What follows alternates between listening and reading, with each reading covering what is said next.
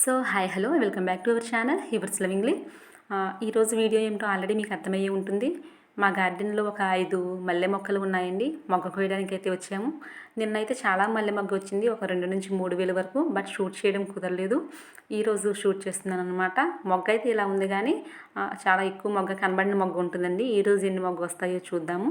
Summer start అయ్యేసరికి ఏమిటంటే మల్లె మొక్కలకు ఆకు దూచి వాటర్ పెట్టడం వలన చక్కగా సమ్మర్ అయిపోయే వరకు ఇలా 2-3 సార్లు చేయడం వల్ల మనం బయట ఎక్కువ కాస్ట్ పెట్టి కొనకుండా మన గార్డెన్లోనే మనం మల్లె మొగ్గల్ని సంపాదించుకోవచ్చు అనమాట. అండ్ మాది ఒక చిన్న విలేజ్ అనమాట. ఇటువైపు చూస్తున్న ఇళ్ళన్నీ కూడా ఇదివరకు తాటాకి ఇళ్ళు ఉండేవి. బట్ చక్కగా అందరూ డాబాలు కట్టుకున్నారు. So happy. అండ్ మా గార్డెన్లో మామిడి చెట్లు కూడా ఉన్నాయి. మామిడికాయ అయితే చాలా ఉందండి. వేసవికాలం అంటేనే మల్లె పువ్వులు, తర్వాత మామిడికాయలు కదా. సో ఫైనల్లీ మేము మొగ్గ అయితే కోయడం స్టార్ట్ చేసామన్నమాట.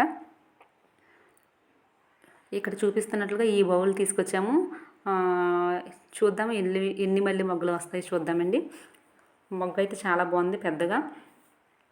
బయట కొనాలంటే ఇలా ఉండదన్నమాట మొగ్గ. అండ్ పలుచగా కట్టిస్తారు కదా. సో ఫైనల్లీ ఏంటంటే మొగ్గ కోసాము. చూడండి, గిన్నె అయితే నిండిపోయిందనమాట. ఇంకెక్కడైనా ఉన్నాయేమో అని చూస్తున్నాం అనమాట.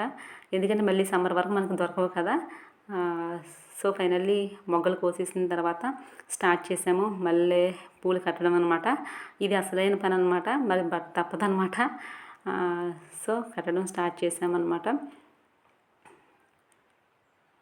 సో ఫైనల్లీ మల్లెపూలు అయితే కట్టడం జరిగింది. సో ఇలా కట్టాము. ఎందుకు ఇలాగా మల్లె దండలు ఇలా సపరేట్గా కట్టాము అని అంటే, కొంతమందికి ఇవ్వడానికి లేని వాళ్ళు ఉంటారు కదా, మల్లెపూలు లేని వాళ్ళు విలేజ్లో ఇలాగే ఇస్తామండి మేము. ఈ ట్రిప్లో అయితే ఇలాగ కొంతమందికి ఇస్తున్నాం. మళ్ళీ ఆకు దూచి మళ్ళీ మొగ్గ వచ్చినప్పుడు మాత్రం ఇంకొంతమందికి పంచడం జరుగుతుంది అనమాట.